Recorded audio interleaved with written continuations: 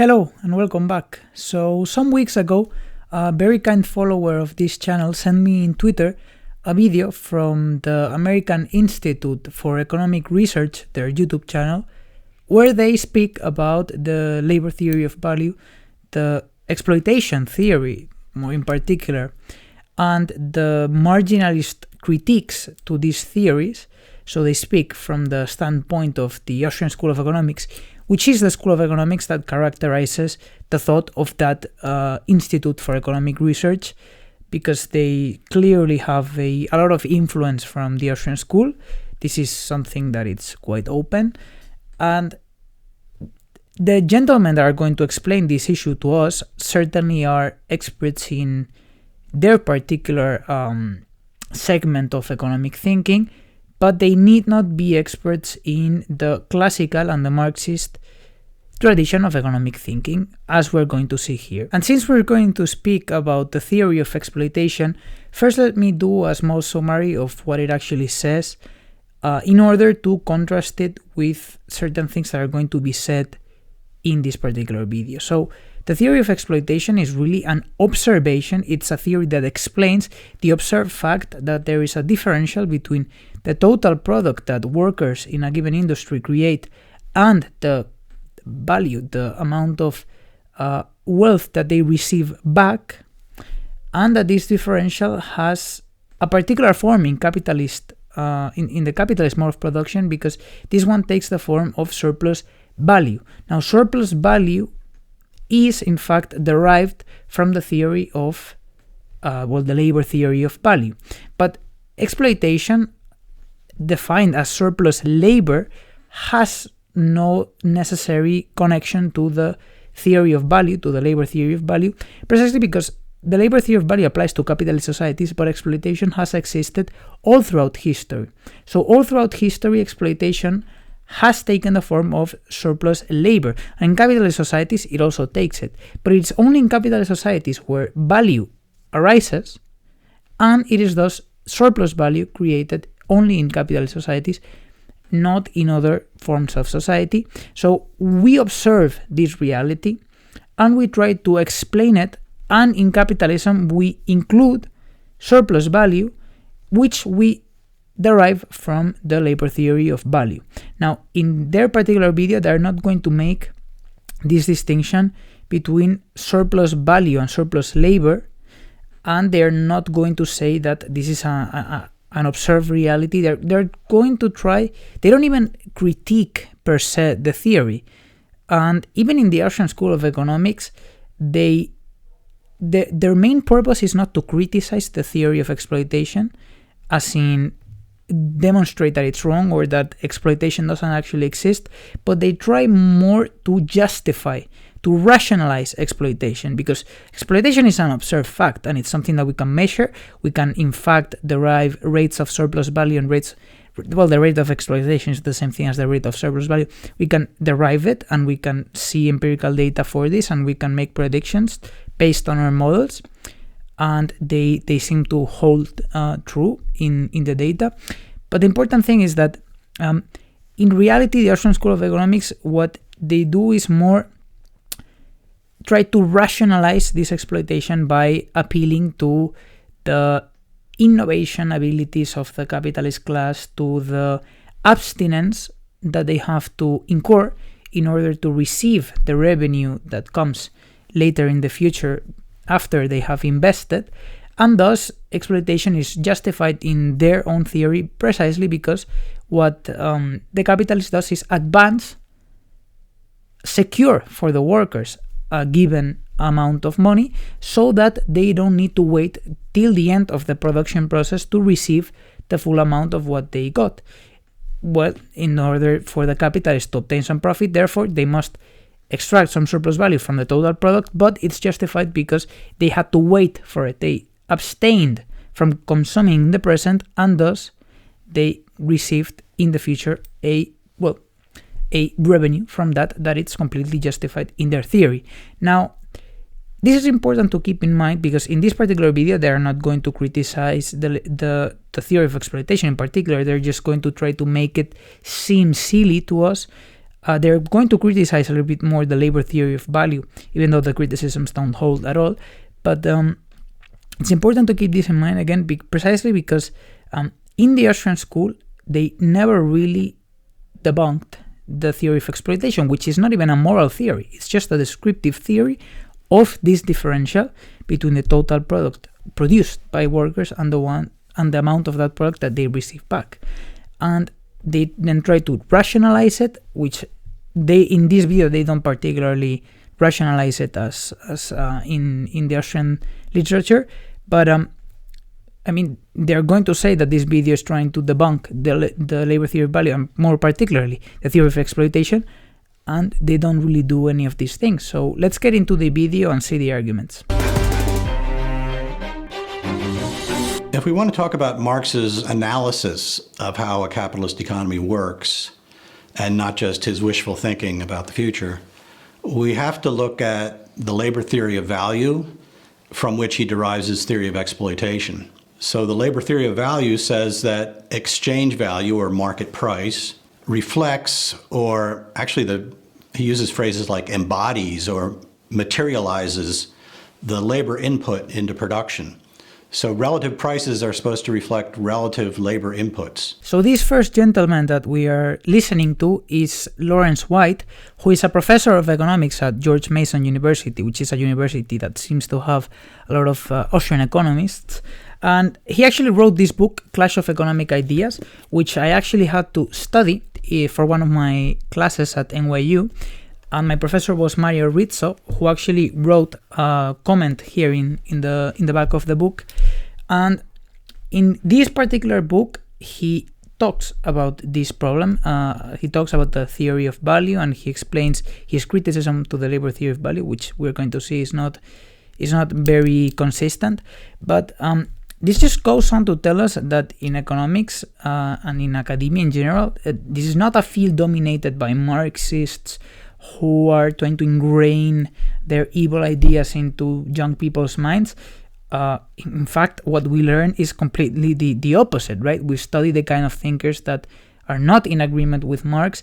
And in fact, I think that we should study a lot more the classical economic tradition and the Marxist tradition, but because of political reasons, I suppose, that come from a given historical development, we are not taught these things. But for J.F. Gary P., who in his last video, who likes to talk a lot about academia being, this Marxist place, this is far from the truth. And as economic students, we suffer from the reality of academia, which is certainly not a Marxist reality. And in this particular description that Lawrence White is doing of the labor theory of value, have to admit that it's not wrong. I mean, the basic proposition of the labor theory of value is that the direct and indirect, abstract, socially necessary, well, this is Marx's particular definition, but abstract, socially necessary, direct and indirect labor times basically are what cause commodities to have value. They are and value is in this sense what regulates exchange value of commodities, what regulates their market price. And thus, if you want to explain relative prices, so if you want to explain the ratio of some price in some industry to the price of other industries, you need to look at the relative direct and indirect labor times that went to the production of the commodities of those two industries, precisely because through competition, these labor times are what end up constituting, what end up explaining that particular market price. Although there are other factors, he's not going to mention this, but in the Marxist tradition and already in the classical tradition, they already understood that there were certain factors that were pushing, in a sense, market prices away from their natural level. And this is actually something that, again, he's not going to comment on. And this is very important to keep in mind because in the classical tradition, they described, as I've said many times, a turbulent equilibration. So market prices need not be equal to their natural prices at any given point in time. But if you look at them through time, you'll see that their changes in market prices are explained through changes in natural prices, and they are very close together. And the disturbance factor, which is the profit-wage ratios, is going to account for a very small percentage of the deviation. Now, once again, this is the basic proposition, right? That market prices are regulated by direct and indirect labor times through natural prices. So market prices through natural prices get regulated precisely because of the direct and indirect labor times that went into their production. Now, this is empirically accurate, and it is also formally valid. So the criticism needs to be, in a sense, a criticism that goes to the validity of the theory, but also a criticism that is focused on the empirical strength of the labor theory of value. But at no point in time do we really see the Austrian economists or any other economists disproving the labor theory of value on empirical grounds. We haven't seen this, we don't see this, and it seems to me that they don't really want to tackle this issue from the empirical side of things, because there is strong empirical evidence to suggest that the labor theory of value is completely accurate and that it explains a great deal of things in capitalism. So this is something to keep in mind, certainly. So he wasn't unique among people thinking about economics at that time and having that style of theory of value. Where he was unique was then extrapolating from that. If value comes from your labor, anytime a capitalist is making profits, he must be exploiting you because your labor has created value and you're not getting the full benefits of that. And that's where his exploitation comes from. So this description of the theory of exploitation by Benjamin Powell is not necessarily wrong, although by the tone that he uses and so on, it seems like he's just telling us, this sort of a fairy tale, as if, this was something that was completely inaccurate, or if this was something, that sprang from pure imagination, when in reality it's not. This is actually that we truly see profits emerge from unpaid labor, and this is again a fact. This is not something that you tell to kids as a story. So this is actually something that we observed. And another thing that I would nitpick of this description is precisely the fact that Marx was not the first one to realize that surplus value is the source of profit. Now, Ricardo before him had his labor theory of value, and although in the classical tradition they hadn't spoken critically about exploitation as did Marx, there were certain Ricardian socialists that had read Ricardo before Marx and came to similar conclusions, but Marx was certainly the first one to systematize this notion and to look at it from a critical and scientific lens. You spend an hour producing an apple pie versus a blueberry pie versus anything else, they're all going to be worth the same amount. Not just one person, but multiple people. Everybody who works an hour is producing an hour's worth of stuff. And if you say, well, but machines and raw materials also contribute to output, Marx says, well, I'm counting their value based on the labor that went into them. So he's got you covered there. But of course, there are a couple of tricks that he's covering over here, which is labor theory of value is never going to explain the value of minerals in the ground. It's never going to explain the value of land, right? Because land wasn't produced by labor. So here we're already running into trouble precisely because here Lawrence White is going to employ a very sneaky trick by saying that the labor theory of value doesn't explain the value of minerals in the ground. And this is not a trivial thing, because minerals in the ground or minerals in the moon or in other planet that we cannot reach don't have value. Now, value is social because it emerges in exchange. And for exchange to happen, the commodity has to be at the disposal of the producer and of the consumer. So this is a very important thing here. If there is some magical thing out in space that we are not really aware of that it exists, or maybe we're aware that it exists, but we cannot really reach it, doesn't have value. It doesn't have value. It doesn't have exchange value either. It doesn't have, it's not an object of social use. And this is a problem that in the Austrian tradition is very vivid, the fact that they abstract so much from society, because once those minerals are extracted from the ground and they are sold in the market, their value is explained, in fact, by the labor theory of value. Oil is an example, even though oil is not a mineral, but oil is extracted from the ground, and it fits its market price fits, when we look at the data, fits the conclusions of the labor theory of value, including also the theory of differential rent, because oil leads to natural monopolies, which means that the exchange value, the final market price of that particular commodity of oil, is not only going to be highly influenced by direct and indirect labor times, but also by the differential rent of the land from which it is extracted. Now, this is important because in order for minerals in the ground to be exchanged, there must be some labor put into extracting them, into transporting them to the market, and so on and so forth. So minerals in the ground certainly don't have value, but it's not a problem of the labor theory of value. This might be a problem in Lawrence White's head, but it's not a problem of the labor theory of value. It is also not a problem of the labor theory of value to explain the value of land. Now, Marx made it very clear that land is a commodity, but doesn't have value. It doesn't have value because there's no labor input into its production. However, this doesn't mean that we don't have any theories for how land gets its exchange value from, or how land influences the things that are produced in that particular land.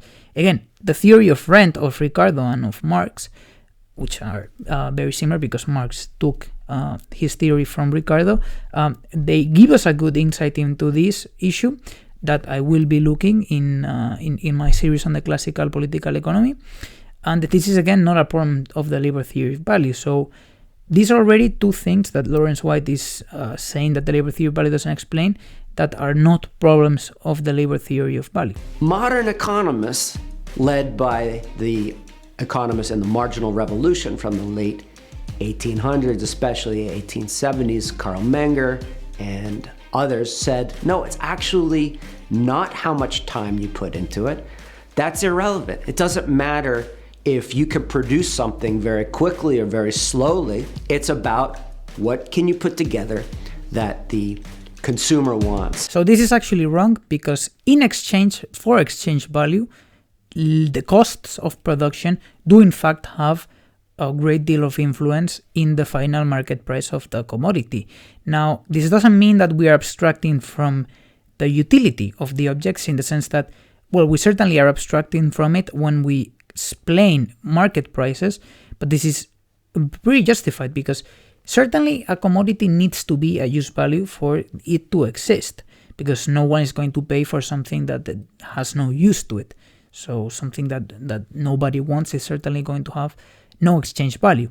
However, once, as we've said many times in the past, once society enters into the picture and there's use values that are being produced, when they are exchanged, if there's competition, if there is, a capitalist mode of production in play, their exchange value starts obeying certain laws, and direct and indirect labor times start to have a very big importance in their final exchange value.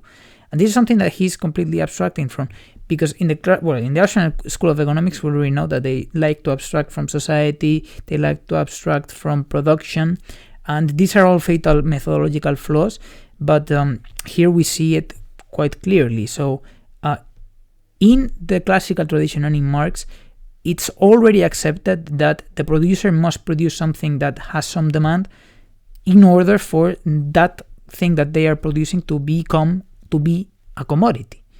This is not a problem, but it is not utility that explains exchange value. And it is not utility, as we've said in the past, because utility is heterogeneous, because there's no social mean of utility. It's almost impossible for utility to serve as the foundation for a quantitative relationship between these commodities in exchange. And there are no empirical studies that demonstrate the Austrian theory of value at all. But there are, on the other hand, empirical studies that demonstrate the accuracy of the labor theory of value. If the consumer likes blueberry pie more than apple pie, that's just it. It's irrelevant how long it took to make. No, it is not irrelevant how much it took to make those pies, because if consumers want apple pies more than blueberry pies, for example, but both take the same amount of labor time to be produced, what the preferences are going to tell us in the case where there's competition and these apple pies and blueberry pies are reproduced is the quantities of those pies that are being sold. They're not going to explain to us the market price. Now, in the labor theory of value, we say that if the relative labor times to produce these two pies are the same, then their market prices will tend to be equal to the relative labor times. Now, this is something that we can empirically test, and when we've tested this empirically in real grounds, I've said many times in the past, this is actually correct. And this is again a turbulent process. This doesn't immediately happen. But if consumers want apple pies more, this will not necessarily mean that apple pies will have indefinitely a greater price than blueberry pies. This is something that you would actually have to test, and I'm still waiting for empirical tests that show that this is actually the case, because in reality what we see is that if it takes the same amount of labor time to produce two commodities, their relative prices are going to be roughly equal to the relative labor times. Now, this is again a very important point, because the quantity in the apple pie sector is expected to be higher, precisely because more people they wanted more, so they will consume more apple pies. So the quantity is certainly going to be greater. But the quantity is not the same thing as the price. These are different things. You find a diamond that takes a second to make and people value it a lot. Well, that's going to be worth more than the apple pie, the blueberry pie. Here he's again introducing certain tricks, because on the first hand, when he says people value that diamond a lot, I don't really know what exactly he means by it, because when he says people value that diamond a lot, I might get the impression that he's speaking about the utility that these people would get from that diamond. But utility and value are different things in Marx, and they are certainly different things if you take into consideration the fact that exchange values are not regulated by utility, but they are in fact regulated by direct and indirect labor times, which constitute value. Now, in this particular point, if the diamond is in your garden sitting there and you pick it up, it doesn't take any sort of labor from your hand to produce that diamond, what this is going to tell you is that you're a very lucky person, because in the market for diamonds, where there's competition between producers and so on, the market price that has emanated from that regulating process is certainly a very high price, because the cost of production of diamonds is actually very high, and you are going to take advantage of it by being able to sell without incurring in very high costs. In fact, without incurring in any costs whatsoever, you're going to be able to sell that diamond at a very high price. This is going to happen once, and your diamond, if this becomes the process of production of diamonds, if diamonds become as easy to manufacture as just pick them from the garden, right? What is going to happen is that the market price of diamonds is certainly going to become a lot lower. Now, it's going to become a lot lower because the second that production costs are reduced significantly, people can sell.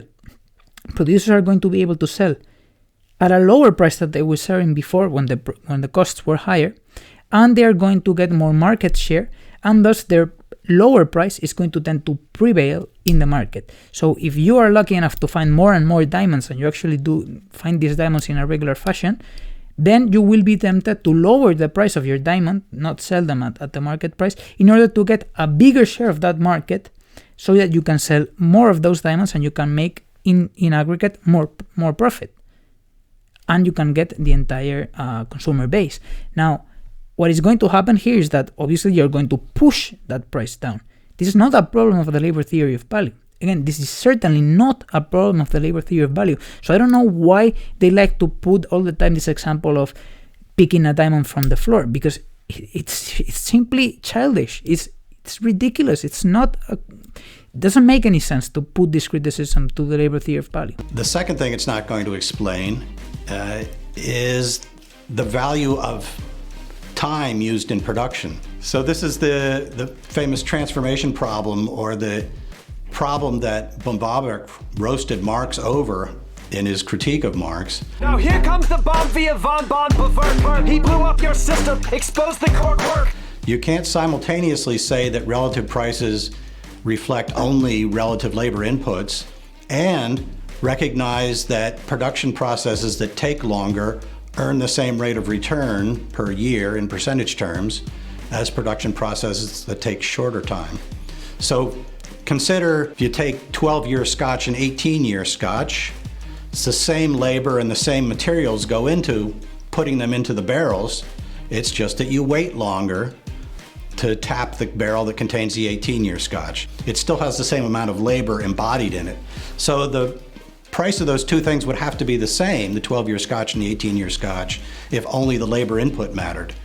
But of course, nobody's going to make 18-year Scotch unless it sells for more, and that is a reward to waiting for it. Now, it's going to sell for more only if consumers value it more, if they think it's better Scotch. But because it sells for a higher price, then producers are willing to wait. But that's a return to waiting, or the time value of money. So labor theory of value can't account for that.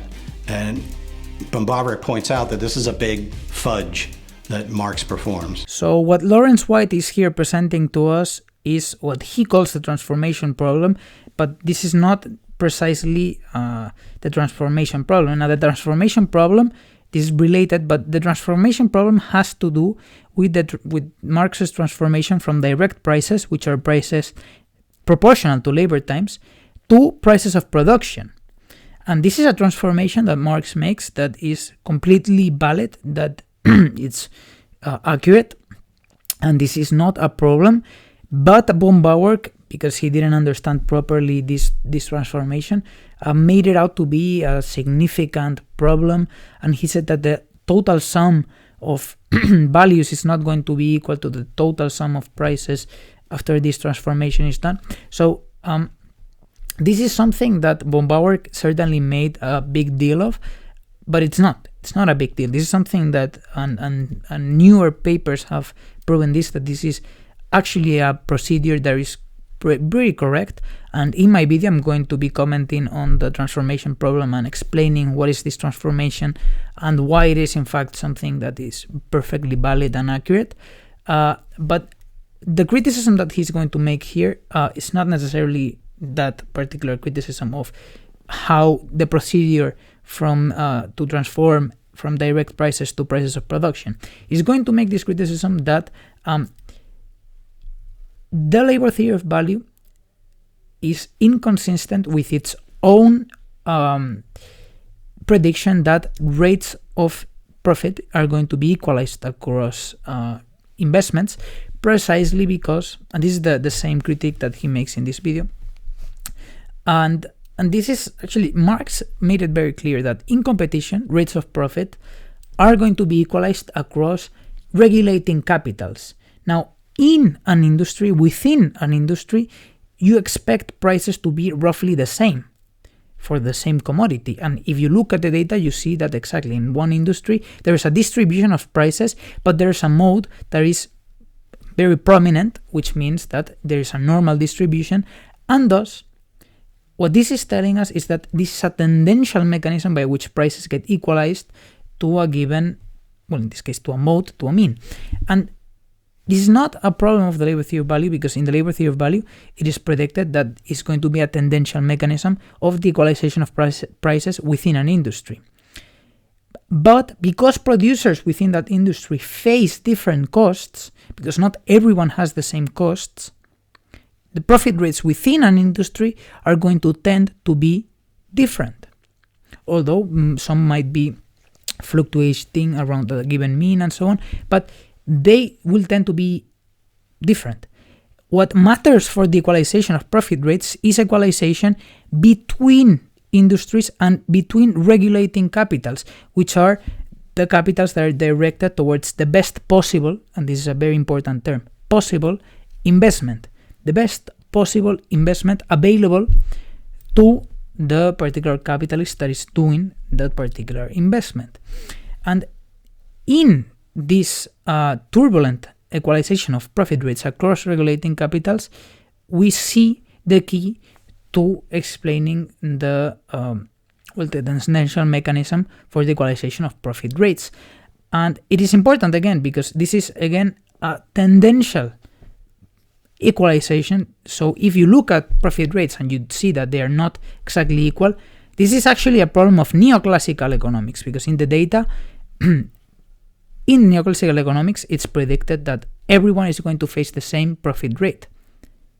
But in the classical tradition and in the Marxist tradition, this is not a problem, because we expect that this is a tangential mechanism and that within an industry, because producers are not alike, unlike in neoclassical economics, you expect profit rates to be different. But you expect that the regulating capitals will have these equal profit rates. Now, speaking about the particular issue that he's bringing forth here, he's saying basically that whiskies that where you spend more time waiting for that whiskey to take it out of the barrel in order to serve it are more expensive in the market, and that the profit rate between these the production of these different whiskies is different, and that this is a problem of the labor theory of value, precisely because they have the same amount of labor time that goes into the production of that whiskey and putting it into the barrel and then taking it out. But what he's missing here is one very important point, that when you wait for that whiskey to mature, there's also costs that are incurred in that process. Storage, maintenance takes labor time to be done. It is actually something that is costly. So you have to take those costs into consideration too. So you cannot say that waiting is this abstract concept where no one does anything. Waiting is not this. So when that whiskey is in the barrel, there's costs that are incurred in maintenance, in the storage, in the land that you have to rent to store it there, and so on and so forth. So these are costs that are included there. And if we look at the data for agricultural and for beverage production, as we've seen in the studies are shown, the results are consistent with the labor theory of value. This is not a problem of the labor theory of value once again. And this is pretty much going to be where in this video they end their critiques of the labor theory of value. And so far what we've seen is not a cohesive critique. We've seen certain different points thrown around, but none of them have actually consistently debunked the labor theory of value or the theory of exploitation. And this is a problem that von Bauer already had. He wrote an entire book where he said that he debunked Marx's system, but there is absolutely no debunking to be seen in those critiques. You see how it's reverse cause and effect, right? I mean, the point is that a product is valuable probably because consumers want it or need it, and then that causes entrepreneurs to be willing to expend the resources necessary on wages to involve ever more workers in it. So the value is determining the labor inputs. It's not the labor inputs determining the value. It's just a mistake, really. But, it's very easy for us to sit around and talk about this and go, oh, that's wrong, marginal revolution solved everything. It wasn't so simple in the 1870s.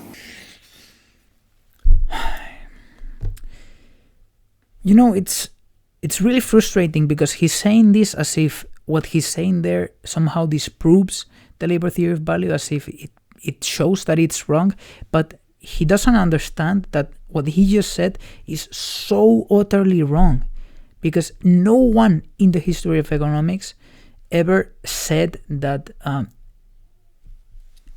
consumers wanting something is what motivates people to produce that something.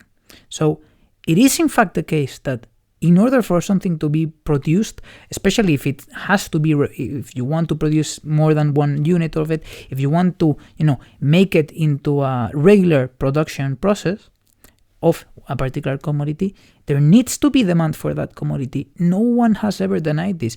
And this is perfectly included within the framework of Adam Smith, of David Ricardo, and of Marx. In fact, in their analysis, they included, and we can in fact include, for example, people changing their preferences, and we can see how this affects market prices temporarily, and how in the end, if you want to look at the what we can call the equilibrium price, this is in the end going to be determined by the cost. So this is not a problem of the labor theory of value. And this is something that I've become used to saying, because people like to present all of these things, childish conceptions, as if they were somehow disproving what we are saying.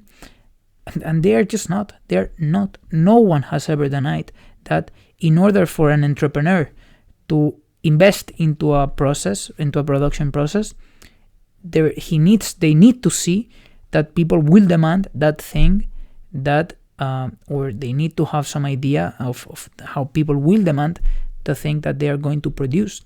No one is going to produce something for exchange if they know that they are not going to be able to exchange it.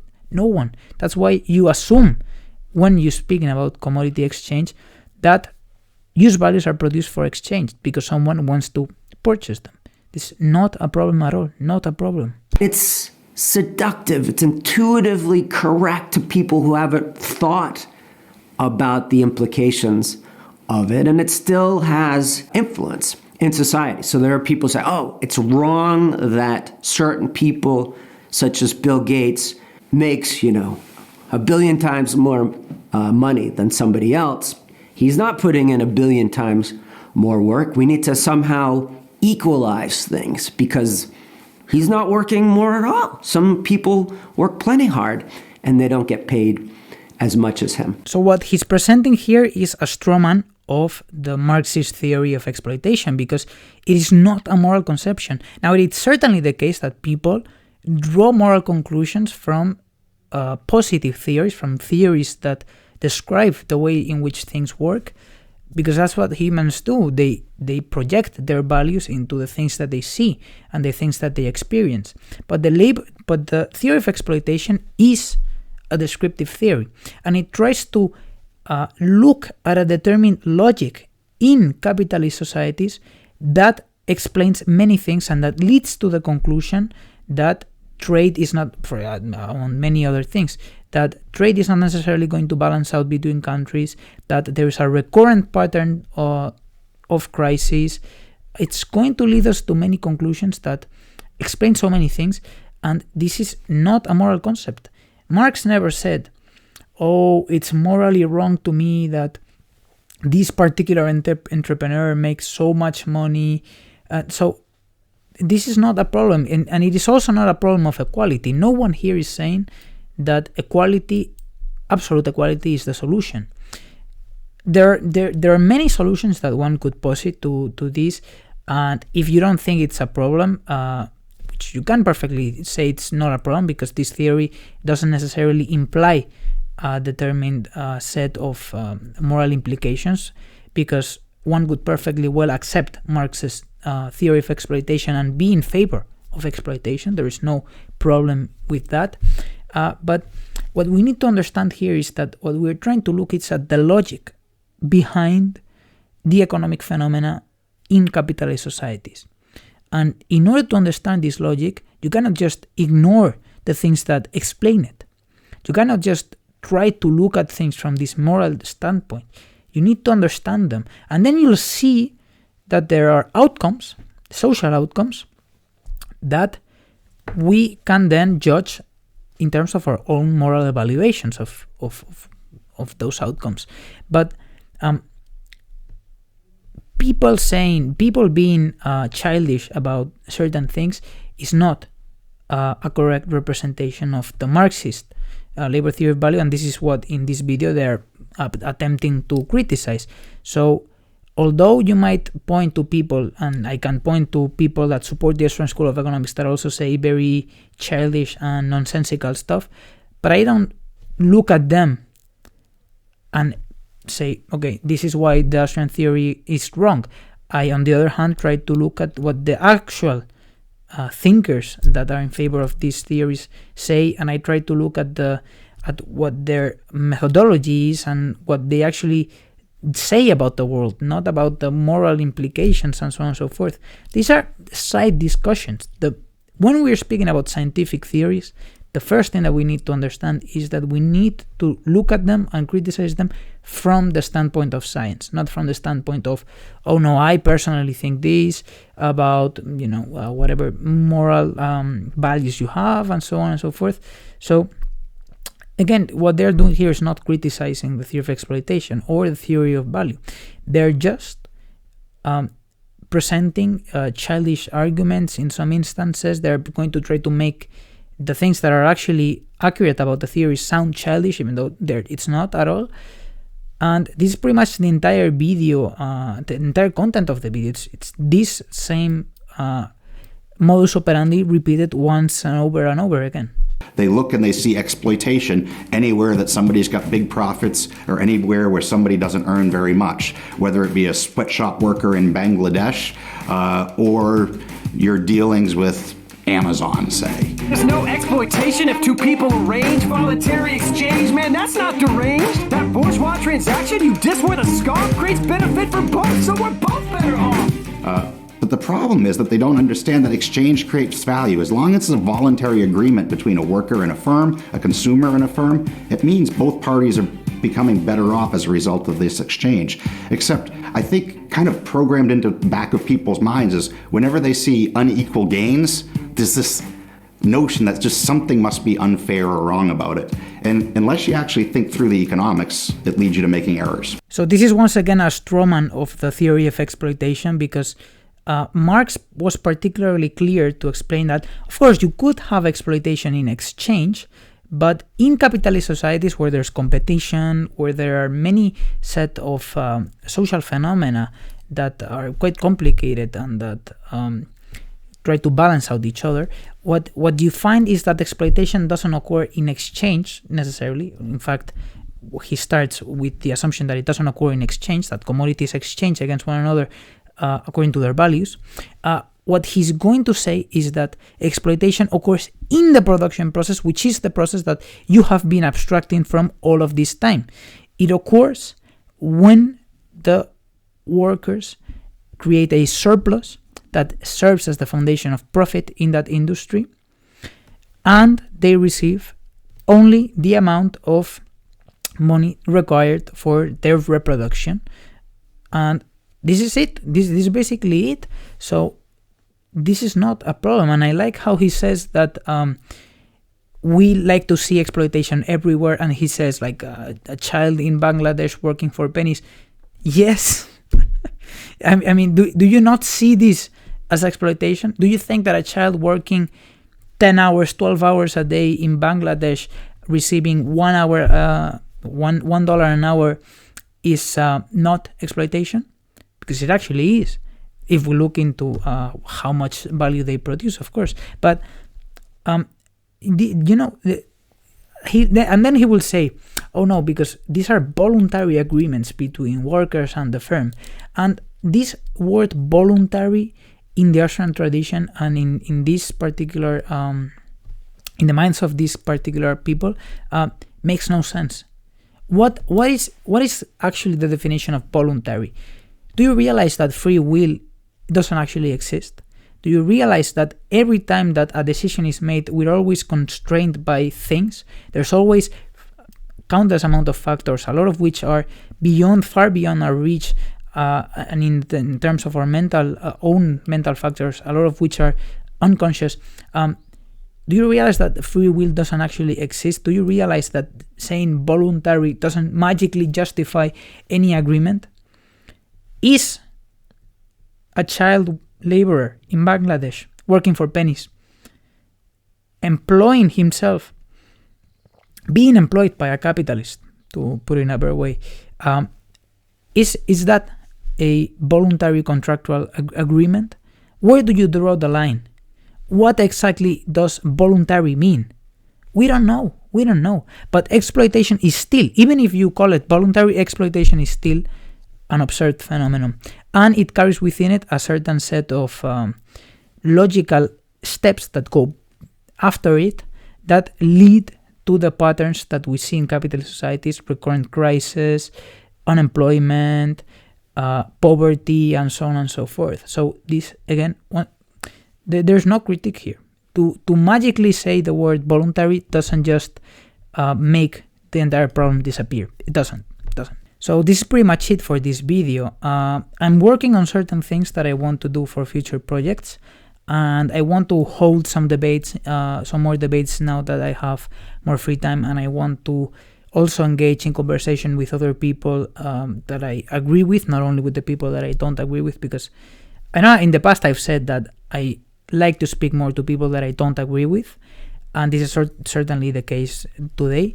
But I've spoken already a lot to people that I don't agree with, and I also want to speak more to people that I do agree with in order to see, well, if there are certain points where there needs to be more clarification of my position or of their position, and so that we can build together a stronger foundation for our political and our theoretical goals. So yeah, this is pretty much it for today, and I will see you in the next video.